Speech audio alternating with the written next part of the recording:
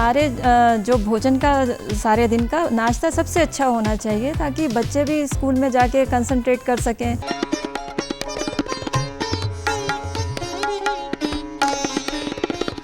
कुछ बच्चों को ऑनलाइन मोड भी इसलिए पसंद आने लग गया क्योंकि वो उनके एकदम सेफ जोन में था और उनके बहुत ही आरामदायक जोन में। कहते हैं इतिहास की पृष्ठभूमि को जब हम पढ़ते हैं तो रोमांचित होते हैं, लेकिन जब उसी पृष्ठभूमि को जब हम रूबरू देखते हैं तो हम गौरवान्वित होते हैं। जो सिड्डू है वो कुल्लू में कुछ और डिफरेंट किस्म के बनते हैं, शिमला डिस्ट्रिक्ट में या महासू में कुछ इस अलग किस्म के, और सिरमौर में कुछ और। नमस्कार दर्शकों, गुड मॉर्निंग, सुप्रभात। आपकी सुबह को और रंगीन और खुशनुमा बनाने के लिए आ गया हूँ मैं, आपका होस्ट और आपका दोस्त हर्ष, लेकर कार्यक्रम नमस्ते हिमाचल। दर्शकों, जैसा कि आप जानते हैं, कार्यक्रम नमस्ते हिमाचल के माध्यम से हम अक्सर आपको हिमाचल की खास शख्सियतों से मुलाकात कराते हैं। हिमाचल की लोक कला, हमारी संस्कृति, हमारी परंपरा, हमारी विरासत और हमारी धरोहर से आपको रूबरू करवाते हैं। तो आइए कार्यक्रम को स्टार्ट करते हैं विद आवर फर्स्ट सेगमेंट, जिसका नाम है चर्चा में। तो आइए हम सेगमेंट को स्टार्ट करते हैं। हमारे साथ स्टूडियो में मौजूद हैं खास मेहमान। हमारे साथ स्टूडियो में मौजूद हैं डॉक्टर मीनू अग्रवाल, जो कि हैं resident doctor advance study Shimla में, और मैडम से हम जानने वाले हैं कि हेल्दी और जंक फूड का हमारी लाइफस्टाइल पर क्या इम्पैक्ट पड़ता है। मैम, आपका इस कार्यक्रम में स्वागत है। Good morning, good to see you ma'am. धन्यवाद हर्ष जी, और सभी दर्शकों को नमस्ते हिमाचल। जी मैम, आज आप मॉर्निंग में हमारे स्टूडियो में आए हैं, तो मैम पहले तो गुड मॉर्निंग वंस अगेन, और जो हमारे दर्शक भी हमारे साथ जुड़ रहे हैं उनको भी गुड मॉर्निंग। तो सबसे पहले मैम, आपकी सुबह की शुरुआत कैसी होती है? अगर मैं अपने सुबह की शुरुआत आपसे डिस्कस करूँ तो मेरी तो काफ़ी बोरिंग सी शुरुआत रहती है। मैम, आपकी मॉर्निंग की शुरुआत कैसी होती है? हर्ष जी, मेरी तो कोशिश यही रहती है कि सुबह की जो शुरुआत है मैं सूर्य नमस्कार के साथ करूं, और उसके बाद जो है वही अपना रूटीन शुरू हो जाता है कि सुबह का नाश्ता और दिन भर की जो तैयारी है अपना ऑफिस जाने की, उसके साथ हमारी दिन की शुरुआत हो जाती है। जी मैम, अगर मैं आपसे जानना चाहूँ, क्योंकि मैं जो हूँ, मेरी सुबह की शुरुआत अक्सर चाय के साथ होती है, कुछ लोगों की शायद कॉफ़ी के साथ भी होती है, कुछ लोग बहुत ज़्यादा हेल्दी हैं, वो लोग तो शायद ग्रीन टी या फिर कुछ भी नहीं लेते। तो मैम, आपकी सुबह की शुरुआत कैसे होती है? हाँ, चाय तो हमारे जीवन का एक इंटीग्रल पार्ट हो ही गया है कि सुबह उठते ही सबसे पहले हम चाय लेते हैं, उसके बाद फिर हम बाकी अपने दिनचर्या शुरू करते हैं, तो वो हमारे दिनचर्या में शामिल हो ही गया है। तो हम भी शुरुआत तो करते हैं चाय से, लेकिन मैं ये कहना चाहूँगी कि आजकल की भागदौड़ की ज़िंदगी में लोग नाश्ता मिस करने लग गए हैं। जैसे सभी को, बच्चों को स्कूल जाना है, आज तो गृहिणियों को भी, बहुत सारी गृहिणियाँ कामकाजी हैं, गृहिणियाँ तो नहीं, महिलाएं कह सकती हूँ कामकाजी हो गई हैं। तो सुबह सुबह सबके घर में यही होता है कि कभी कुछ खाया, कभी कुछ नहीं खाया, जल्दी में घर से निकल गए। तो इसके बारे में मैं ये कहना चाहूँगी कि नाश्ता हमेशा अच्छा होना चाहिए। जो ये एक गलत ट्रेंड शुरू हो गया है कि सुबह सुबह एक क्विक बाइट कुछ लिया या नहीं लिया, बच्चे भी निकल गए, तो हमारे जो भोजन का सारे दिन का नाश्ता सबसे अच्छा होना चाहिए ताकि बच्चे भी स्कूल में जाके कंसंट्रेट कर सकें। तो मैम, नाश्ते की जब हम बात करते हैं, नाश्ते की शुरुआत की हम बात करते हैं, तो हेल्दी नाश्ता क्या हो सकता है? अगर हम हमारे जो दर्शक हमें देख रहे हैं, कुछ लोग तो परांठों से भी शुरुआत करते हैं नाश्ते की, तो मैम वैसे एक अच्छे नाश्ते की शुरुआत कैसे होती है? देखिए, सुबह के नाश्ते में मैं समझती हूँ कि एक दूध का गिलास हो जाए, जैसे उससे आपको दिन भर के लिए जो है आपको एनर्जी, विटामिन डी वगैरह मिलता रहेगा। एक फल हो जाए कोई, और एक अनाज की कोई भी आइटम हो जाए, जैसे आप लोग पोहा बना सकते हैं, उपमा, इस तरह की जो चीज़ है वो कुछ ना कुछ साथ में, अगर कोई ड्राई फ्रूट ले सकते हैं ड्राई फ्रूट ले लें, सो दैट दिन भर के लिए आपको एनर्जी मिल जाए। और जो है, जैसे कि हमारा पीछे ये एक अभी कोविड का जो समय गया है, उसमें भी इम्यूनिटी पे काफ़ी चर्चा हुई है, तो लोग जो है काफ़ी उस टाइम काढ़ा वगैरह भी लेते रहे। तो हमारे जो ट्रेडिशनल खाने हैं, दाल चावल रोटी, यही सब जो चीज़ें हैं, इससे लेकर जो भी एक अनाज की आइटम, एक दूध की आइटम और एक फल की आइटम अगर लेके घर से निकलें, तो मेरे ख्याल से वो दिन भर उनको स्फूर्ति और जो है उनको काम करने के लिए एक कंसंट्रेशन जो चाहिए वो उनको प्रदान करेंगे। डॉक्टर मीनू अग्रवाल, अक्सर जो बहस वो ये रहती है कि हम एक बैलेंस डाइट लें जिसमें सारे न्यूट्रिएंट्स हों, सारे मैक्रो माइक्रो इस टाइप के न्यूट्रिएंट्स हों, और खाना हमेशा ऐसा हो कि जो अक्सर हम कहते हैं कि हम जब खाने लगते हैं तो क्योंकि हमारे को ये नहीं पता होता कि लंच कब करना है, ब्रंच कब करना है और डिनर कब करना है, तो कई बार हम ओवर ईटिंग भी कर देते हैं। तो इन सब चीज़ों पर आप हमारे दर्शकों को क्या टिप्स देना चाहेंगे, किस प्रकार से वो खाना खाएँ, कैसे वो बैलेंस करें, कौन कौन से न्यूट्रिएंट्स लें? जी, इसमें ऐसा है कि बैलेंस लाइफ में हमारे उसमें जो है कार्बोहाइड्रेट्स, प्रोटीन्स और ये जो हमारे फैट्स हैं और मिनरल्स, विटामिन्स और पानी, इन सब की जो है पर्याप्त मात्रा जो होती है वो होनी चाहिए। आज की फास्ट लाइफ में फूड भी हमारा फास्ट हो गया है। तो जैसे अब फास्ट फूड में क्या है, वर्किंग लंच है तो लोग क्या कर रहे हैं, पिज़्ज़ा मंगवा लिया, बर्गर खा लिया। तो ये सब चीज़ें नहीं, हमारी जो ट्रेडिशनल डाइट थी, दाल चावल रोटी सब्जी, वो सब जो है और हमारे लिए बहुत ही, जिसमें पर्याप्त मात्रा में हमारे बैलेंस चीज़ें होती हैं, कार्बोहाइड्रेट प्रोटीन सबकी मात्रा पर्याप्त मात्रा में होती है। और जैसे अगर हम हिमाचल की बात करें, हमारे हिमाचल में किसी भी कार्यक्रम में जैसे धाम होती थी तो उसमें सब चीज़ का एक बैलेंस भी होता था। पहले आपको चावल सर्व किए जाएंगे, दाल सर्व की जाएगी, उसके बाद सब्जी, रोटी, मीठा, खट्टा, सब कुछ उसमें दिया जाता था। लेकिन आजकल क्या हो गया है कि हम फास्ट फूड या जंक फूड ये सब लोग ज़्यादा लेने लग गए हैं। पहले क्या होता था, आप सफ़र पे भी जाते थे तो खाना घर से पैक करके ले जाते थे। आजकल क्या हो रहा है, घर पे भी रहते हैं तो खाना आप बाहर से पैक्ड मंगवा रहे हैं कि इतनी सारी हमारे पास ऑप्शन हो गई हैं कि आज बर्गर मंगवा लिया, आज पिज़्ज़ा मंगवा लिया। खाना बनाने का ना किसी के पास समय है, ना किसी और रुचि है, और वो ऐसा बनाते हैं जिसमें सिर्फ खाली कैलोरीज ही होती हैं। जी मैम, जंक फूड का हम जब जिक्र करते हैं और हम देखते हैं कि जो हमारे बच्चे हैं वो जंक फूड की तरफ काफ़ी जाते हैं। अगर मैं अपनी भी बात करूं तो मैं भी हमेशा रेडी टू ईट चाहता हूं कि कहाँ पे मुझे बर्गर मिल जाए जो फटाफट से माइक्रोवेव में गर्म हो जाए, पिज़्ज़ा मिल जाए, या इस प्रकार की चीज़ें जो स्ट्रीट फूड भी होते हैं कि सड़क में फटाफट से कुछ बन रहा है, आपको खुशबू आती है और आपको लगता है कि हम उसको खा लेते हैं। तो मैम, ये जो कल्चर हमारे देश में आ रहा है, और अगर हम बात करें हिमाचल की तो हम लोग भी इसमें पीछे नहीं हैं, तो इस बारे में आप क्या कहना चाहेंगे, खासकर हम लोगों को, बच्चों को और जो भी लोग स्ट्रीट फूड और जंक फूड को खाते हैं? जी हर्ष जी, जैसे मैं आपको 3 कैटेगरीज बताती हूँ। इसमें एक है जंक फूड, एक फास्ट फूड और एक स्ट्रीट फूड। तो जंक जैसा कि नाम से ही पता चलता है, जंक का मतलब जो बेकार चीज़ है, जिसका कोई फ़ायदा नहीं है, जैसे जंक मेल भी है या कुछ है, तो वैसे ही जंक फूड है कि फूड आप वो बनाती ही कंपनीज इसलिए इतना अट्रैक्टिव है उसको कि लोग उसको खाएं ज़्यादा से ज़्यादा, और वो खाया भी इसलिए ज़्यादा जाता है जिसमें जैसे कि जिसमें सिर्फ कैलोरीज हैं और उसमें आपको कोई भी न्यूट्रिशन विटामिन्स वगैरह नहीं मिलते। जैसे कि आप बर्गर ले लीजिए, या आपके चिप्स हैं, कुरकुरे हैं, ये या आपकी ये जो एनर्जी ड्रिंक्स आ गई हैं, कोल्ड ड्रिंक्स हैं, तो इन सब में सिर्फ आपको आपका मोटापा बढ़ता है और आपको जो ज़रूरी न्यूट्रिशन विटामिन्स हैं वो नहीं मिलते। तो ये तो हो गया हमारा जंक फूड। फास्ट फूड है कि आपने अभी ऑर्डर किया, अभी आपको पहुंच गया। पर फास्ट फूड जो है जंक फूड से में जो वो है उससे थोड़ा सा बेटर इसलिए कह सकते हैं कि फास्ट फूड में आपके सैलड्स वगैरह भी आ सकते हैं। तो आप अगर फास्ट का मतलब जल्दी से मिलने वाला, तो उसको जो है आप उसमें सैलड्स वगैरह लें तो वो ज़्यादा अच्छा रहेगा। पर स्ट्रीट फूड की बात करें तो वो जो आपके सामने बनाते हैं, जैसे रेडी वाले हैं, तो स्ट्रीट फूड में ऐसा है कि वैसे तो ठीक है, उसमें हेल्दी भी होता है। जैसे अगर आप वहाँ पे डोसा बनवा रहे हैं या कुछ और चीज़ बनवा रहे हैं जो हेल्दी भी है, लेकिन उसमें सिर्फ हाइजीन का वो होता है कि आप गोलगप्पे खा रहे हैं तो उसके बनाने वाले की हाइजीन कैसी है। दूसरा एक ट्रांस फैट्स का इशू है, जैसे कि वो उसी तेल में बार बार अगर पकौड़े या कुछ भी तल रहे हैं, तो जब हम उस तेल को बार बार यूज़ करते हैं तो वो हमारे स्वास्थ्य के लिए बिल्कुल भी ठीक नहीं है। तो उससे अब जैसे आजकल मोमोज़ का काफ़ी प्रचलन चल पड़ा है कि मोमोज़ खाना एक फैशन हो गया है, लेकिन हम हिमाचल में रहते हैं, अगर आप सिड्डू की बात करें तो वो भी उसी तरीके से बनता है, लेकिन वो एक हेल्दी फूड आइटम है।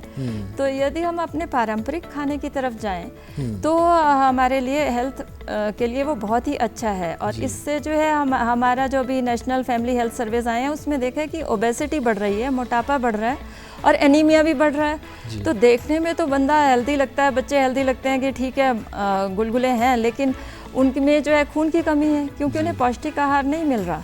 जो कि हमें हमारे पारंपरिक खाने से आसानी से और सस्ते में मिल सकता है। डॉक्टर मीनू, प्रॉब्लम ये रहती है ना, अक्सर मैं अपनी भी बात कर रहा हूँ, मेरा भी मन करता है जब भी मैं सुबह उठता हूँ, जो हमारे दर्शक हैं जब वो भी सुबह उठते होंगे वो सोचते हैं कि आज का दिन है, आज से हम हेल्दी खाएंगे, आज से हम अपना वेट रिड्यूस करेंगे, आज से हम वो सारी चीज़ें करेंगे जिससे हम फिट लगेंगे। बट प्रॉब्लम मैम ये होती है कि जो हमारे हेल्दी फूड्स होते हैं, जो आप डॉक्टर्स भी रेकमेंड करते हैं, कई बार वो ना टेस्टी नहीं होते। और जैसा कि आपको पता है कि हम हिमाचल के लोग, हम इंडिया के लोग, वी क्रेव फॉर टेस्ट, हमारे जो टेस्ट बड्स हैं वो काफ़ी ज़्यादा हैं। तो हम हेल्दी फूड को टेस्टी कैसे बनाएं?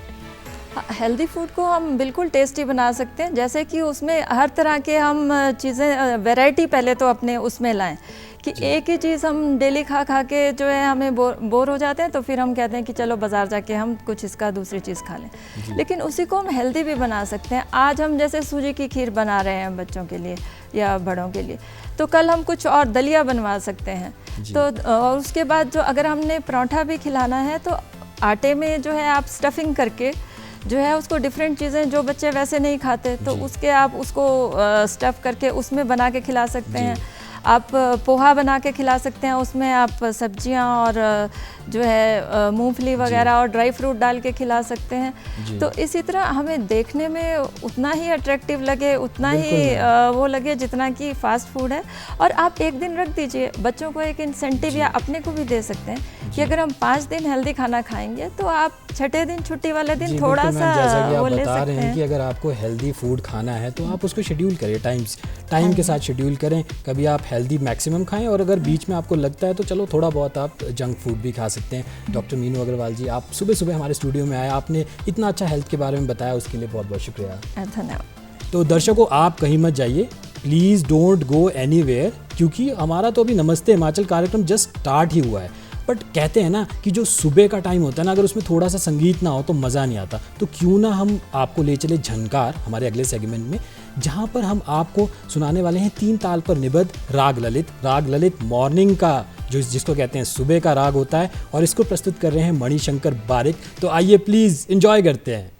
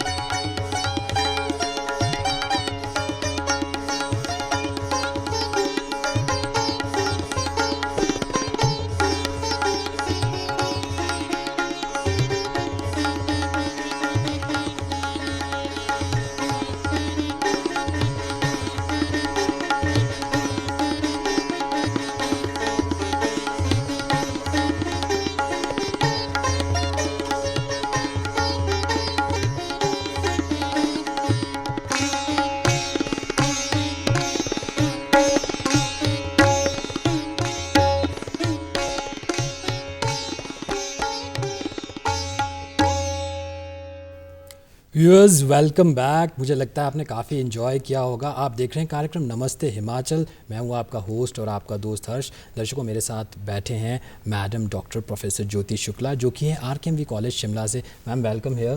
थैंक मैम, कैसा लगा आपको हमारा सितार वादन? बहुत ही आनंददायक था और बहुत सुखमय लगा। दोनों की धुन, आपका जो तबला था और साथ में सितार, बहुत। मैम, अक्सर लोग ये कहते हैं ना कि अगर सुबह की शुरुआत में अगर हम शास्त्रीय संगीत सुने ना तो दिल खुश हो जाता है, कहीं ना कहीं एक जज्बा मिलता है। तो आपकी सुबह की शुरुआत भी कैसी प्रकार होती है? हाँ, कुछ कुछ इसी प्रकार से होती है। मैं भी कुछ भक्ति भरे गीत सुनती हूँ जी, और साथ में अपने अन्य काम शुरू कर देती हूँ। जी, तो व्यूवर्स, सेगमेंट को आगे बढ़ाते हैं। हमारा जो अगला सेगमेंट है उसका नाम है एक नज़र। दर्शकों, जैसा कि आप जानते हैं कि कोरोना वायरस जैसी वैश्विक महामारी का सामना अभी भी पूरा विश्व कर रहा है, और कोरोना वायरस जैसी वैश्विक महामारी का असर जिस फील्ड में सबसे ज़्यादा पड़ा है वो है एजुकेशन। एजुकेशन बहुत बुरी तरह प्रभावित हुई है, और आज हम प्रोफेसर डॉक्टर शुक्ला से जानने वाले हैं कि एजुकेशन का प्रभाव युवाओं पर क्या पड़ा, चाहे वो ऑनलाइन एजुकेशन जब आई या फिर ऑफलाइन एजुकेशन। मैम, आज हम आपसे जानने वाले ऑनलाइन और ऑफलाइन एजुकेशन से जो हमारे युवा हैं, जो हमारे बच्चे हैं, उन पे क्या प्रभाव पड़ा। मेरे हिसाब से कुछ बच्चों ने तो काफ़ी एंजॉय किया कि उनको घर में बैठना पड़ा है। तो ma'am, being a professor, being a teacher, तो मैम आपका क्या एक्सपीरियंस रहा जैसे ही हम ऑफलाइन से एकदम से ऑनलाइन पे गए? हर्ष जी, अगर मैं अपना एक्सपीरियंस बताऊं तो बहुत मिला जुला रहा। कुछ खट्टा भी रहा, कुछ मीठा भी रहा। अगर मैं मीठे की बात करूं तो मुझे लगता है कि एक हम डिजिटल सिटीजनशिप की तरफ बढ़ने लगे। एक डिजिटल स्पेस में हमने अपना जीवन शुरू कर दिया। हमारी शिक्षा को युवाओं के लिए भी एक नया रास्ता मिला, एक नई दिशा मिली। लेकिन कुछ इसके खट्टे भी पहलू रहे। बहुत कुछ हमें बच्चों के जो ओवरऑल पर्सनैलिटी का डेवलपमेंट था वो भी बहुत कुछ प्रभावित हुई, नकारात्मक दृष्टिकोण से भी प्रभावित हुई। तो इस वजह से ये जो ऑनलाइन एजुकेशन का मोड आया उससे हमें बहुत कुछ फ़ायदे भी हुए, साथ साथ में कुछ एक नुकसान भी हमें सहना पड़ा। जी, तो मैम, ऑनलाइन एजुकेशन की जब हम बात करते हैं तो ऑनलाइन एजुकेशन से जब हम प्रोज की बात करते हैं कि क्या फ़ायदा हुआ है, तो क्या क्या फ़ायदे ऑनलाइन एजुकेशन से हुए हैं? जैसे कि अगर मैं हिमाचल की तरफ आपको ले चलूँ तो हिमाचल का जो ज्योग्राफिकल टेरेन है वो कुछ इस प्रकार का है कि जहाँ पर अगर कोरोना के टाइम में अगर ऑनलाइन एजुकेशन ना कराई गई होती बच्चों को तो शायद बहुत ज़्यादा उन बच्चों को या उन युवाओं को नुकसान सहना पड़ता। तो यहाँ पर तो ऑनलाइन एजुकेशन एक वरदान की तरह साबित हुई। कम समय में, कम ऊर्जा में, कम पैसों में बच्चों ने बहुत कुछ हासिल किया। उनकी जो एक तरीके से इंटरेक्शन की वो थी वो भी बढ़ी। वो हिमाचल में बैठे बैठे या देश के किसी भी कोने में बैठे बैठे आज ऑनलाइन एजुकेशन के मोड से वो विदेशों की भी डिग्री हासिल कर सकते हैं। किसी भी टीचर से, किसी भी मतलब एक एजुकेशन के प्रोग्राम में एक फ्लेक्सिबिलिटी आ गई। तो ये एक फ़ायदा हुआ बच्चों को। जी, और मैम कुछ बच्चों ने तो शायद इस चीज़ को भी काफ़ी इंजॉय किया कि वो लोग घर पे रहे और घर पे ही आराम से अपने बेड पे बैठ के वो अपने टीचर से इंटरेक्ट कर रहे हैं और पढ़ रहे हैं। कुछ बच्चों ने इंजॉय किया, बट मुझे ये लगता है कि अब तकरीबन 2-2.5 साल हो रहे हैं, कहीं ना कहीं बच्चे शायद अब इस चीज़ को इंजॉय नहीं भी कर रहे हैं इस चीज़ को। हाँ, अब थोड़ा सा वो चेंज भी चाहते थे क्योंकि उनकी बहुत सी चीज़ें जो प्रभावित हो रही थी, जैसे उनका सोशल डेवलपमेंट था वो स्क्रीन पर टिक कर रह गए, और उनका जो कम्युनिकेशन स्किल था या फिर बात करने की जो क्षमता थी वो भी प्रभावित हो रही थी। राइटिंग कैपेसिटी उनकी प्रभावित हो रही थी। तो ये नुकसान देखने को भी मिल रहा था बच्चों को। तो जहाँ तक उन्होंने कुछ समय तक तो उसको बहुत इन्जॉय किया, लेकिन फिर वो जो आपका ट्रेडिशनल मोड ऑफ टीचिंग था जिसमें वो टीचर से मिलते थे, अपने फ्रेंड से मिलते थे और खेल कूद में वो पढ़ाई कर लेते थे, तो वो उनको ज़्यादा पसंद आता था। जी। और कुछ बच्चों को ऑनलाइन मोड भी इसलिए पसंद आने लग गया क्योंकि वो उनके एकदम सेफ जोन में था और उनके बहुत ही आरामदायक जोन में था। जी मैम, कुछ लोग ये कहते हैं कि जैसे ऑनलाइन एजुकेशन आई ना, उससे जो खासकर जो छोटे बच्चे हैं, जो स्कूल गोइंग बच्चे हैं ना, उन्होंने क्या बोलते हैं, उनकी जो राइटिंग स्किल्स है वो ख़राब हो गई, वो अपनी वोकैबुलरी भूल गए, और कहीं ना कहीं वो कहते हैं ना मैम, स्क्रीन टाइम बहुत बढ़ गया। आपके पास गैजेट आ गया, आपके पास टेक्नोलॉजी आ गई, फ़ोन सबके पास है। पहले जो पेरेंट्स थे वो बच्चों को फ़ोन नहीं देते थे, बट अब कोरोना वायरस आ गया तो उन्हें फ़ोन भी देना पड़ा बच्चों को, तो बच्चों ने पढ़ाई भी करी फ़ोन पे और गेम्स भी बहुत सारी खेली। हाँ बिल्कुल हर्ष जी, आपने सही कहा कि स्क्रीन टाइम जो था वो बच्चों का बहुत अधिक बढ़ गया। और हमारी भारत सरकार की जो एक शैक्षिक उपक्रम था जिसमें कि प्राज्ञता था, उन्होंने एक गाइडलाइन भी इसलिए उनको जारी करनी पड़ गई क्योंकि बच्चे अब 4 से 5 घंटे तक स्क्रीन के सामने ही लगे रहते थे, और उसकी वजह से क्या हुआ कि उनके नर्व्स, जो ब्रेन में उनकी नर्व्स थी वो भी प्रभावित हुई, और उसके बाद जो स्क्रीन के ऊपर जो एक उज्जवल प्रकाश दिखता था, जिस पे कि आप बहुत ही स्पीड से सीन्स चेंज हो रहे थे। तो बच्चों की जो फार साइटेडनेस थी या नियर साइटेडनेस जो उनकी थी, उसमें संतुलन बिगड़ा, तो आंखें भी प्रभावित हुई, दिमाग तो उनका जो नर्वस सिस्टम था वो तो प्रभावित हुआ ही हुआ। उनके ब्रेन में मैं आपको बताऊं कि जो एक वाइट मैटर होता है, ग्रे मैटर और वाइट मैटर दो चीज़ें होती हैं, तो वाइट मैटर की कमी आने लग गई। तो उस कमी आने की वजह से विभिन्न प्रकार के मनोवैज्ञानिक साइकोलॉजिकल डिसऑर्डर देखने को मिले। और अभी हाल में ही 2022 में ही एक गाइडलाइन भी ऑनलाइन एजुकेशन के लिए या टीचिंग के लिए सरकार ने जारी की है, और उसमें बोला गया कि 20-20 का रूल अपनाना है। 20-20 के रूल से मतलब था कि जो बच्चे को अगर 1 घंटे उसकी 45 मिनट क्लास चल रही है तो वो लगातार स्क्रीन की तरफ देख रहा है, तो ऐसा करने से सभी चीज़ें उसकी प्रभावित हो जा रही हैं। तो 20 मिनट वो स्क्रीन को देखे, 20 मिनट बाद 20 फुट की दूरी पर एक किसी वस्तु को देख के दोबारा वो वापस स्क्रीन को देखे। तो इस टाइप के कुछ रूल्स बनाए गए, जैसे डिजिटल फास्टिंग के लिए कहा जा रहा है कि बच्चे को अगर ये ऑनलाइन मोड दोबारा आ जाता है या वो ऑनलाइन मोड से एजुकेशन ले रहा है, जैसे वो कोई कोचिंग कर रहा है या ट्यूशन कर रहा है, तो ज़रूरी है कि वीक में वो एक दिन इन सारे गैजेट से, इन सारे स्क्रीन से दूर रहे। इसी तरीके से पेरेंट्स को या स्कूल में टीचर्स को भी ये बच्चे को इंस्ट्रक्शन देने की ज़रूरत है कि क्या चीज़ किस प्लेटफॉर्म पर, क्या चीज़ उसके देखने लायक है और क्या चीज़ उसके देखने लायक नहीं है। जी मैम, जब ऑनलाइन एजुकेशन की हम बातचीत कर रहे हैं तो हम देख रहे हैं कि जब छोटे छोटे बच्चे भी हैं जिन्होंने पहली बार स्कूल में एंटर करना था, उन्होंने क्लासरूम में बैठना था, टीचर्स के साथ इंटरेक्ट करना था, और खासकर अपने जो फ्रेंड्स होते हैं, जब मैम हम स्कूल में जाते हैं, मैं अपनी बात करूं तो हम बहुत सारे फ्रेंड्स बनाते हैं और कहते हैं ना ma'am, friendship is for life. जब एक बार आप स्कूल में जाके फ्रेंड्स बनाएंगे तो वो ज़िंदगी भर के लिए आपके फ्रेंड्स बनेंगे। मतलब जो आपका एक सोशल इंफ्रास्ट्रक्चर था ना, जो सोशल कॉन्स्ट्रक्ट था कि आप एक दूसरे के साथ दोस्ती कर रहे हैं, आप सीख रहे हैं ह्यूमन बिहेवियर को, ह्यूमन नेचर को, वो कहीं ना कहीं एकदम से चेंज हो गया। तो मैम उन बच्चों को आप क्या कहेंगे, कैसे उन पेरेंट्स को भी आप क्या कहेंगे? उन पेरेंट्स को और बच्चों को तो एक चीज़ बहुत ज़रूरी है, जैसे आपने कहा कि उन बच्चों का जो सोशल सर्कल था वो कम होता चला गया क्योंकि वो स्क्रीन से चिपक कर रह गए। जैसे अभी WHO ने एक डाटा दिया, उसमें बताया कि 76% युवा ऐसे हैं जो कि ये इंटरनेट से एडिक्टेड होते जा रहे हैं, और ये आंकड़ा बढ़ता ही जा रहा है।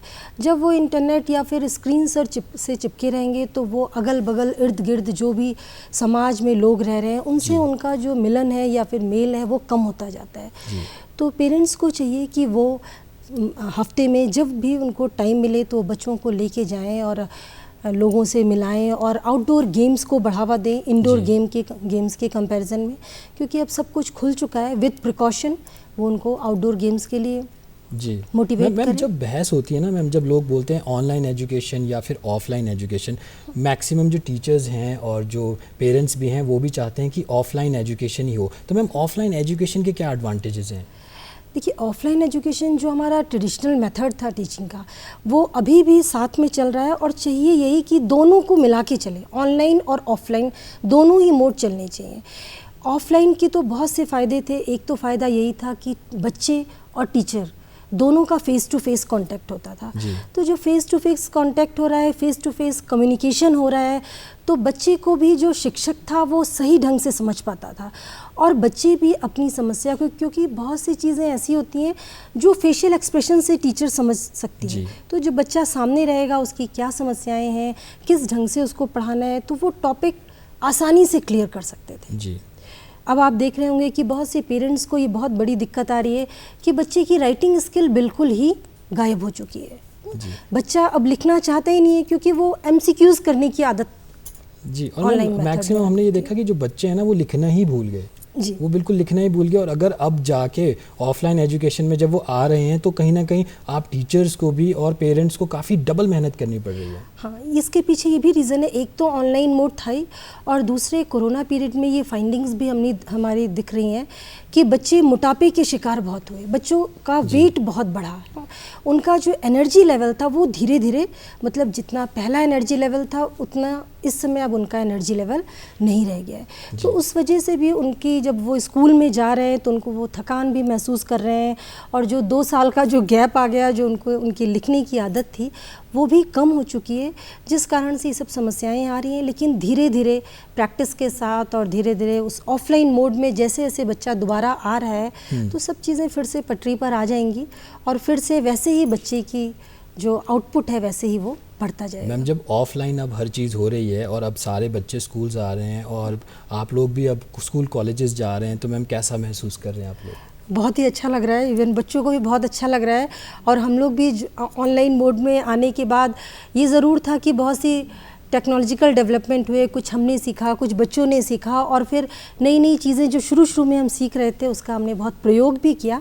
लेकिन अब उन सभी चीज़ों को मिला के जब हम ऑफलाइन मोड में उनको शिक्षा दे रहे हैं तो वो बच्चे भी इंजॉय कर रहे हैं और हम टीचर्स को भी बहुत अच्छा लग रहा है। और ये ऐसे ही जारी रहना चाहिए, कोरोना दोबारा एक्टिव नहीं होना चाहिए जी। ये मैं उम्मीद भी करती हूँ। आपने कोरोना का जिक्र किया, कोरोना वायरस जैसी वैश्विक महामारी अभी भी नहीं गई है, तो जब ऑफलाइन एजुकेशन वापस स्टार्ट हो रही है, बच्चे स्कूल्स में जा रहे हैं, तो उनका ध्यान कैसे रखा जा रहा है कि कहीं ना कहीं वो इस बीमारी से दूर रहें, इस बीमारी की गिरफ्त में ना आए? उनके लिए वो जो प्रिकॉशन पहले लेते आ रहे थे, जैसे अभी आपने देखा कि वैक्सीनेशन भी स्टार्ट कर दी गई है, बच्चों को भी दोनों डोज मैक्सिमम बच्चों को स्कूल्स में दी जा चुकी है। और जैसे वो मास्क पहन के आते थे और सोशल डिस्टेंसिंग फॉलो करना, ये सारी चीज़ें अभी भी स्कूल्स में जारी रखी जा रही हैं।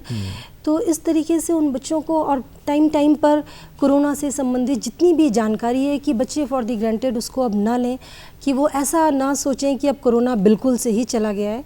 हेल्दी फूड खाने के लिए लाने के लिए उनको कहा जा रहा है, और जो मास्किंग है, ये सारी चीज़ें उनकी कंटिन्यू रखी जा रही हैं, जिससे कि वो इस गिरफ्त में दोबारा ना आए और दोबारा उस बीमारी को ना फैलने दें। जी मैम, आप इतनी छोटी एज में प्रोफेसर बन गए हैं, आरकेएमवी कॉलेज में आप प्रोफेसर हैं, तो मैम आपकी फ़िटनेस का क्या राज है? मैं और मेरे दर्शक ज़रूर जानना चाहते हैं आपकी फ़िटनेस का राज, क्योंकि हम लोग भी अब आपको फॉलो करेंगे और हम लोग भी फिट रहेंगे।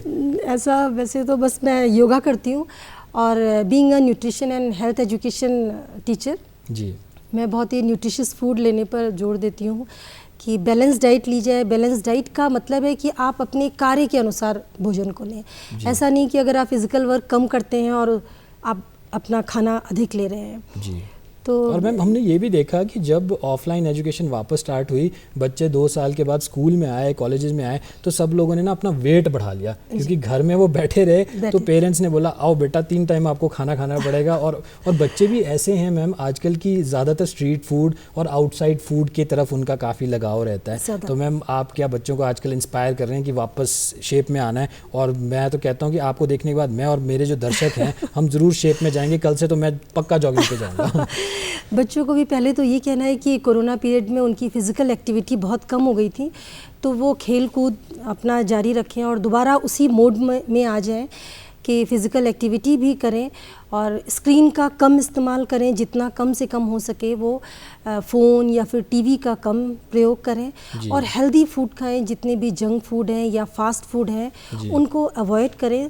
अगर वो हेल्दी रहेंगे तो आगे का समाज भी उन्हीं की तरह हेल्दी होता जाएगा और कोई भी ये कोरोना जैसी बीमारी उनको छू भी नहीं पाएगी। मैम लोग कहते हैं कि अगर आपको कोरोना जैसी बीमारी से बचना है, और ख़ासकर बच्चों को तो ये कहते हैं कि आप एक्सरसाइजेज पे काफ़ी ध्यान दें, आप जॉगिंग करें, आप योगा करें, आप दौड़ने पे जाएं, तो और क्या क्या चीज़ें करनी चाहिए? एक तो ये तो बहुत ही सबसे ज़्यादा ज़रूरी यही है कि वो एक्सरसाइजेज ज़रूर करें और जितनी भी उनकी जो ब्रीदिंग की एक्सरसाइजेज हैं वो करें, मेडिटेशन करें। अब तो स्कूल्स में भी डेली बच्चों को इस कोरोना से बचने के लिए सारी चीज़ें कराई जा रही हैं। हेल्दी फूड लें और अपने अगल बगल के वातावरण को भी, कहते हैं ना कि आप अगर ये 2 चीज़ें कर रहे हैं तो ठीक है, लेकिन साथ साथ में आपके एनवायरनमेंट में भी पॉजिटिविटी का होना बहुत ज़रूरी है। पहले के ज़माने में क्या था कि हम जब खाना बनाते थे तो बहुत खुश मन से, लेकिन अगर आप उसी को बर्डन के रूप में लेके कोई कार्य करेंगे तो वो आपके शरीर को स्वास्थ्य नहीं प्रदान करेगा। मैम अगर अपना जिक्र करूं, मैं अपने बारे में बात करूं, जब मैं छोटा था और आज भी जब मैं अपने स्कूल के टीचर्स को देखता हूं या फिर कॉलेज के टीचर्स को देखता हूं तो मैं काफ़ी थोड़ा सा हम नर्वस हो जाते हैं। विद रिस्पेक्ट हम नर्वस होते हैं, थोड़ा सा डर भी है क्योंकि हमारे जो टीचर्स हैं वो आज भी हमारे लिए बहुत ज़्यादा पूजनीय है। तो मैम अब क्या रिलेशनशिप है टीचर्स और स्टूडेंट का आज की डेट में? अगर पहले से अगर मैं कंपेयर करूं तो अब जो टीचर्स और स्टूडेंट्स का, स्पेशली यूथ का जो रिलेशन है वो बहुत ही फ्रेंडली और बहुत ओपन हो गया है। पहले अगर अपनी मैं बात करती हूं तो टीचर्स को कोई अपने डाउट बताने में शायद हम कभी कभी हिचकिचा भी जाते थे, लेकिन अब ऐसा नहीं है। जो भी प्रॉब्लम है, जो भी चीज़ें हैं, वो बच्चे खुल के बताने लग गए हैं टीचर्स को। जो उनको समझ में नहीं आता है वो बहुत से मोड हैं उनको समझाने के। टीचर्स के पास भी बहुत सी टेक्नोलॉजी है और बच्चों के पास भी। तो अब का जो शिक्षा का स्वरूप है वो बहुत अच्छा होता जा रहा है और उसका दिन प्रतिदिन विस्तार बहुत उससे तय है। जी मैम, फ्यूचर क्या देखते हैं आप हमारी एजुकेशन का? मैं आपसे जानना चाहूँगा कि हम देख रहे हैं कि जो बच्चे हैं ऑनलाइन से वो ऑफलाइन में भी आ गए हैं और बच्चों ने दोनों चीज़ें की है, तो फ्यूचर क्या देखते हैं आप एजुकेशन का? फ्यूचर एजुकेशन का बहुत ही ब्राइट होने वाला है और बहुत ही वास्ट होने वाला है। पहले हमारे पास सीमित संसाधन थे, अब के समय में एजुकेशन के लिए अगर महिलाओं की बात करूं, पहले महिलाएं बाहर जाने में अगर उनकी 40+ एज हो गई है और वो किसी चीज़ के बारे में शिक्षा अर्जित करना चाह रही हैं तो शायद झिझकती थी, लेकिन अब इतने तरीके हैं आपको शिक्षा पाने के, इतने अधिक ऑनलाइन प्लेटफॉर्म हैं जिसके ज़रिए वो शिक्षा पा रही हैं और आगे बढ़ रही हैं और अपना आगे कैरियर भी आगे बना रही हैं। तो शिक्षा का जो आने वाला जो फ्यूचर है बहुत ही अच्छा होने वाला है। वो बच्चों के लिए और हमारे समाज के लिए, हमारे देश के लिए भी बहुत ही उज्जवल होने। और मैम अगर आप जैसे टीचर्स होंगे, आप जैसे प्रोफेसर होंगे तो ज़रूर हमारा जो एजुकेशन लेवल है वो बहुत हाई जाएगा। प्रोफेसर डॉक्टर ज्योति शुक्ला जी, आप सुबह सुबह हमारे स्टूडियो में आए और आपने इतना अच्छी चीज़ें हमारे दर्शकों को बताई, हमारे बच्चों को भी काफ़ी इंस्पायर किया। आपकी फ़िटनेस से तो मैं भी काफ़ी इंस्पायर हो गया हूँ और हमारे बच्चे भी ज़रूर हुए होंगे जो देख रहे होंगे। तो ma'am thank you so much joining us. Thank you ma'am, thank you. तो दर्शकों, कार्यक्रम तो हमारा चल ही रहा है, सुबह का समय है और मैं देख रहा हूँ कि आप लोगों ने अपने चाय के कप अपने पास रखे हुए।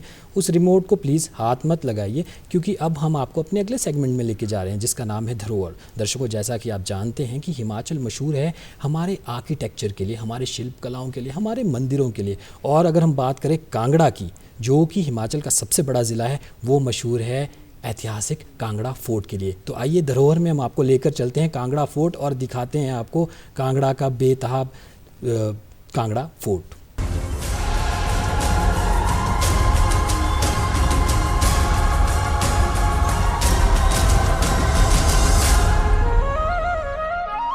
वैसे तो हमारे भारतवर्ष में खूबसूरत जगहों की कोई कमी नहीं है, पर हाँ, जब पहाड़ों का जिक्र सुंदर मैदानी इलाकों के साथ आए तो यकायक हिमाचल का नाम जुबान पे आना लाजमी है। ये एक ऐसा प्रदेश है जहाँ की झीलें, ऊंचे ऊंचे बर्फीले पहाड़, हरे भरे मैदान, तीज त्योहार, रंग बिरंगी वेशभूषा, कदम कदम पर बदलता खान पान और उससे भी बढ़कर हंसते खेलते सीधे साधे लोग किसी को भी अपनी ओर आकर्षित कर लेते हैं। हिमाचल के कांगड़ा जिले का नाम तो आपने सुना ही होगा। इसी कांगड़ा जिले में स्थित ऐतिहासिक, धार्मिक और खूबसूरत नगर है कांगड़ा। इसका मूल नाम कानगढ़ था। इस नाम के पीछे भी एक बड़ी मजेदार कहानी है। कहते हैं भगवान शिव ने जालंधर नाम के राक्षस को इस स्थान पर भूमि में दबाया था। राक्षस इतना विशाल था कि उसका सिर कांगड़ा घाटी में, कान कांगड़ा किले के नीचे, मुंह ज्वालामुखी में, पीठ जालंधर शहर के नीचे और पांव मुल्तान में दबे हुए हैं। कांगड़ा का अधिकतर भाग पहाड़ी है। इसके उत्तर और पूर्व में बर्फ से लदी पर्वत श्रृंखलाएं हैं। पश्चिम में शिवालिक की पहाड़ियां हैं तो दक्षिण में व्यास और सतलुज की मध्य की पहाड़ियां।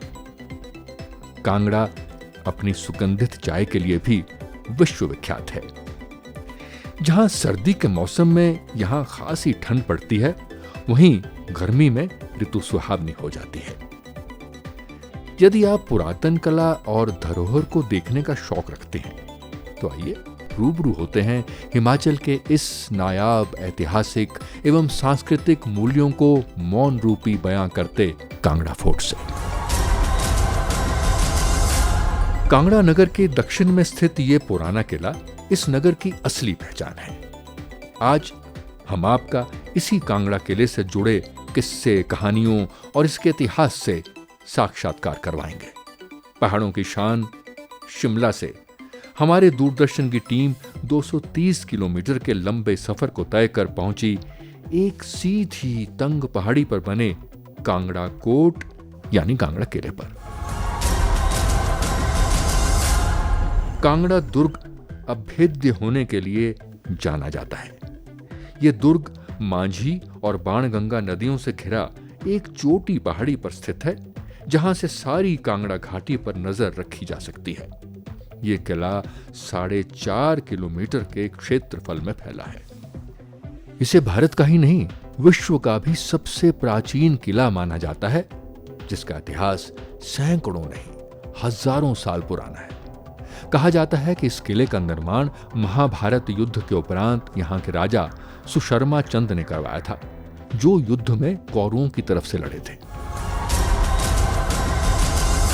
कहते हैं इतिहास की पृष्ठभूमि को जब हम पढ़ते हैं तो रोमांचित होते हैं, लेकिन जब उसी पृष्ठभूमि को जब हम रूबरू देखते हैं तो हम गौरवान्वित होते हैं। मैंने तो ये महसूस किया कि ज़िंदगी में इतने साल इस सड़क से गुजरा हूँ और एक बहुत अच्छी अपॉर्चुनिटी इसको देखने की मैंने बहुत बार लूज़ की है। हमें बहुत पहले आना चाहिए था यहाँ पे। हमने बहुत इस चीज़ को मिस किया है। हम लोग बहुत बार यहाँ से गुजरे हैं, एक बार नहीं बहुत बार, और रहने वाले भी हम हिमाचल के ही हैं, इसलिए हमें आज ज़्यादा दुख हो रहा है मुझे कि हमें यहाँ पहले आना चाहिए था। किले को नगर कोट भी कहा जाता था। इसमें रहने वालों को कोटिच कहते थे और यही कोटिच शब्द समय के साथ साथ कटोच में बदल गया, जो पीढ़ी दर पीढ़ी यहाँ के शासक रहे। अब इतिहास की बात करें तो कांगड़ा किला 4वीं शताब्दी में विद्यमान था। इसका प्रमाण सिकंदर के समय के युद्ध संबंधी रिकॉर्डों में मिलता है। दर्शनी द्वार किले का सबसे पुराना भाग है। यह काफी छोटा दरवाजा है। छोटा होने की वजह से किसी को भी गर्दन झुकाकर ही प्रवेश करना पड़ता था, और अगर वो व्यक्ति दुश्मन होता तो वहां छिपा सिपाही उसका सर धड़ से अलग कर देता। इस किले पर 52 से भी अधिक बार हमला किया गया। 52 से भी अधिक बार। इतिहास के पन्नों में यूं तो कई फोर्ट्स दर्ज हैं, और उन्हीं फोर्ट्स में से एक यानी उन्हीं किलों में से एक कांगड़ा फोर्ट पे हम अपने कैमरा टीम के साथ मौजूद हैं। हमारे बीच एक यंग ITN मौजूद हैं। ये कैमरा शाई हैं, बाइट देने के लिए तैयार नहीं थी, बट हमने रिक्वेस्ट की। डेफिनेटली हमें आना चाहिए था, बिकॉज इसी से पता लगता है हम कहाँ से आए हैं, पहले के लोग कौन थे, कैसे रहते थे, फील करना कैसे लोग यहाँ से जाते थे, एंड आर्मीज़ कैसे जाती थी, लड़ाइयाँ होती थी यहाँ पे, तो वो सब देखना, फील करना, वो आना पड़ेगा आपको, अदरवाइज आपको नहीं पता लगेगा। जब दिल्ली में मुगलों का राज आया तो अकबर ने भी इस किले का गुरूर तोड़ने की सोची, पर उसे भी खाली हाथ लौटना पड़ा।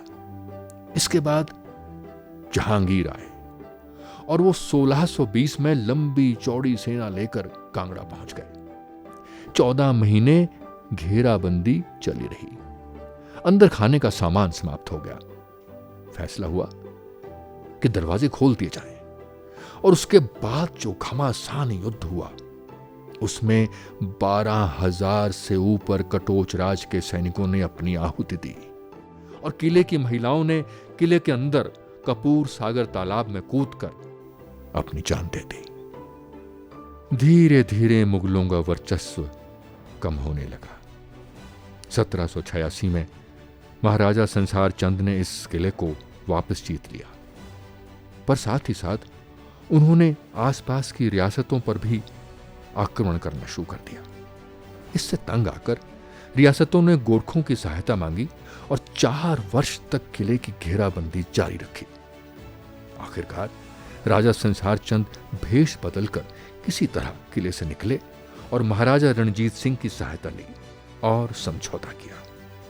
1809 ईस्वी के इसी समझौते के फलस्वरूप ये किला रणजीत सिंह के पास चला गया। शूटिंग के दौरान सैलानियों की भीड़, कौतूहलता एवं आकर्षण ने हमारी कैमरा टीम को भी प्रोत्साहित किया। फिर आया अंग्रेजी शासन का दौर। इसमें सबसे महत्वपूर्ण है 1857 के विद्रोह में कांगड़ा का योगदान। कांगड़ा के शासक प्रताप चंद कटोच के नेतृत्व में यहाँ के लोगों ने अंग्रेजों को बाहर निकालने की आवाज उठाई, जिससे घबराकर अंग्रेजों ने अपना मुख्यालय धर्मशाला से बदलकर इस किले को कर दिया। इतना सामरिक महत्व था इस किले का। इस किले के इतने लंबे और स्वर्णिम इतिहास को लगता है प्रकृति की नजर लग गई। 4 अप्रैल 1905 को एक भयंकर भूकंप आया, जिसने देखते ही देखते लगभग 1 लाख इमारतों को मिट्टी में मिला दिया और 20,000 लोगों की जान ले ली। रिक्टर स्केल पर 7.8 की तीव्रता वाले इस भूकंप ने इस महान किले को पल भर में खंडहर में बदल दिया। कोशिश की गई इसे इसका स्वरूप लौटाने की, पर कुछ नहीं हो सका और आज बचे हैं केवल अवशेष। पर नहीं, कुछ बच भी गया है, जैसे ये शेर के मुंह वाला पानी का निर्गम, जिसमें लगातार साफ ठंडा पानी चलता रहता है। दुश्मन से सुरक्षा के लिए बनाए जाने वाले स्थान को किला या दुर्ग कहा जाता था। ये पत्थर आदि की चौड़ी दीवारों से घिरा हुआ स्थान हुआ करता था। ये कला अति प्राचीन काल से चली आ रही है और अब ये किले किसी भी राष्ट्र के लिए बीते समय की नजीर अवश्य कहे जा सकते हैं। इतनी बड़ी जो धरोहर है उसे आप देखें, समझें और इस धरोहर को आगे बढ़ाने में अपने अनुभव को व्यक्त करें, जिससे कि हमारा आज का यंगस्टर है इस धरोहर की कीमत को समझ सके। दर्शकों, ये थे द अमेजिंग कांगड़ा फोर्ट, जो कि स्थित हैं हमारे सबसे बड़े डिस्ट्रिक्ट हिमाचल के कांगड़ा में। और अगर कभी आपको मौका मिलता है तो आप ज़रूर जाइए और देखिए कांगड़ा फोर्ट। दर्शकों, सुबह का समय हो और खाने पीने की बात ना हो तो ऐसा तो हो ही नहीं सकता। और दर्शकों, मैं अपनी बात करूं तो मैं तो बहुत ही बड़ा फूडी हूं और मैं तो I am a food lover, I must tell you. और दर्शकों, हिमाचल की बात करें तो हिमाचल मशहूर है हमारे डेलिकेसीज़ के लिए, हमारे व्यंजन के लिए, चाहे वो कांगड़ी धाम हो, चाहे वो मंडियाली धाम हो, हमारा खट्टा हो, हमारा मीठा हो, हमारा सेपू वड़ी हो, हमारा खैरू हो, हमारे मीठे हों। तो दर्शकों, अब हम आपको लेके जा रहे हैं हमारे अगले सेगमेंट में, जिसका नाम है टेस्ट द स्वाद ऑफ किचन, और हम आपको खिलाने वाले हैं हमारी पहाड़ी डिश सिड्डू। तो आप भी खाइए सिड्डू और मैं भी खाऊंगा सिड्डू।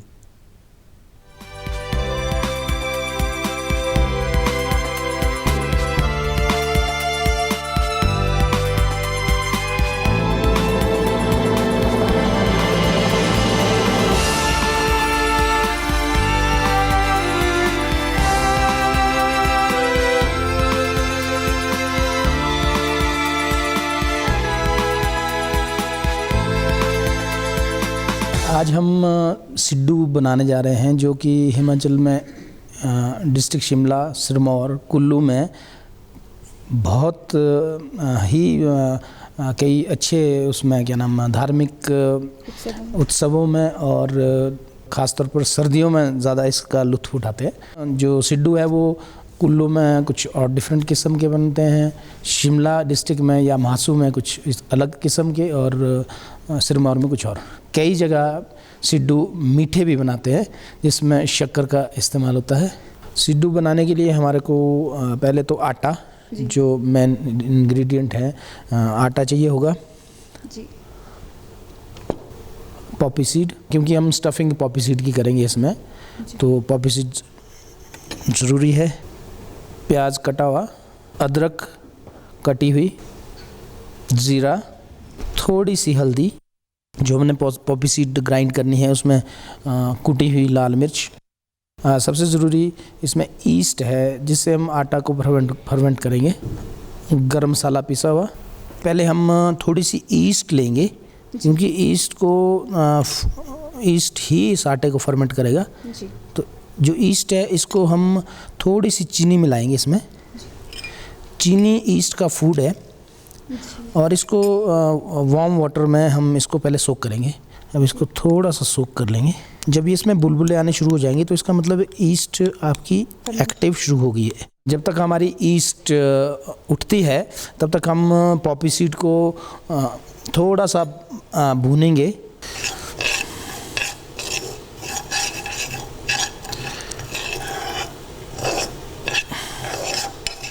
हमने ऑलरेडी एक पेस्ट तैयार कर दिया है कुछ इस तरह से पॉपी सीड का,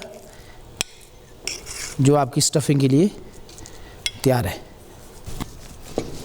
आटा अच्छे से गूंदना होगा, क्योंकि जितना आप इसमें एयर इंट्रैप करोगे या गूंदोगे उतनी ज़्यादा सिड्डू में जो फर्मेंट होगा आटा अच्छे सॉफ्ट बनेंगे। तो ये आटा इस तरह का फूलना चाहिए। हम जो सिड्डू हैं वो 2 लेयर में बनाएंगे। तो एक पहली लेयर हम आटा लेंगे, उसको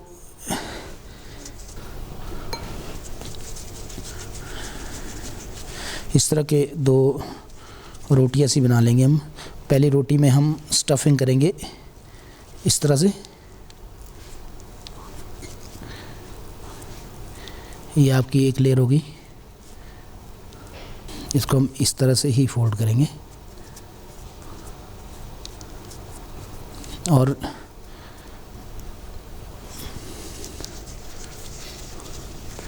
जो दूसरी रोटी है उसमें भी इस तरह की ही लेयर एक बनाएंगे।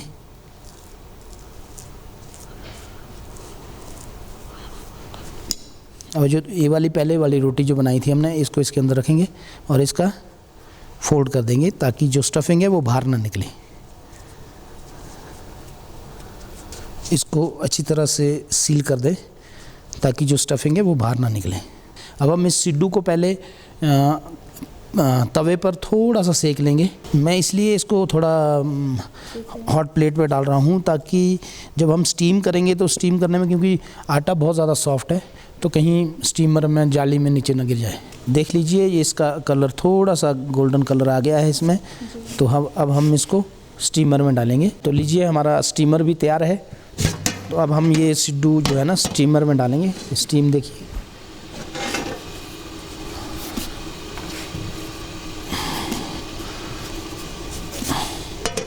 इसको हम बंद करेंगे। 20 से 25 मिनट तक इसको स्टीम करेंगे हम। सिड्डू हमेशा घी के साथ दिया जाता है। आप देखिए ये फूलने शुरू हो गए हैं, तो इसका मतलब है अच्छी जो हमारी जो फर्मेंट हुआ था आटा, बहुत अच्छा आटा फर्मेंट हुआ था।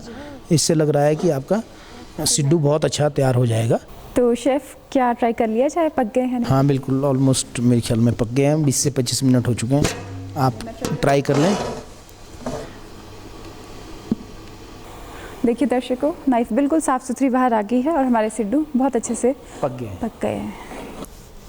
हमारी जो नाइफ़ है बिल्कुल स्वच्छ, जैसे स्वाति जी ने देखा था कि सिड्डू बिल्कुल पक चुके हैं। अब हम इसके लेयर्स में सिड्डू काटेंगे और आपको मैंने बताया था कि हमने जैसे लेयर्स में सिड्डू बनाए थे। तो ये देखिए इसकी लेयर्स, हम घी डालेंगे अब इसके ऊपर। आप देखिए कमाल के हैं। और क्योंकि इसमें जैसे सर कह रहे थे कि एयर इंटैक्ट थी, तो घी भी इसके अंदर पूरा का पूरा चला गया है और अरोमा भी इसका लाजवाब है। Viewers welcome back. ये थे हमारे पहाड़ी सिड्डू। और मैं अगर अपनी बात करूं तो मैं तो बहुत बड़ा फूडी हूं। मैं सिड्डू भी पसंद करता हूं और मैं मंडियाली और कांगड़ी धाम भी पसंद करता हूं। दर्शकों, अगर आप लोग सिड्डू बनाते हैं और तरह तरह के सिड्डू बनाते हैं तो प्लीज़, आपको पता ही है कि हम लोग बहुत पसंद करते हैं सिड्डू। मैं और मेरी दूरदर्शन की टीम के लिए आप ज़रूर सिड्डू भेजिए। तो दर्शकों चलो आगे बढ़ते हैं ना। जैसा कि आप लोग जानते हैं कि हम सब लोग हिमाचल के लोग, हम सब लोग पहाड़ी लोग बहुत ज़्यादा म्यूज़िक को पसंद करते हैं, गाने को हम बहुत ज़्यादा पसंद करते हैं, हम इंस्ट्रूमेंट्स को भी बहुत ज़्यादा पसंद करते हैं। तो क्यों ना हम आपको सितार पे कुछ बॉलीवुड सॉन्ग सुनाएं। तो चलिए चलते हैं अगले सेगमेंट झनकार में और देखते हैं कुछ सॉन्ग्स सितार पर।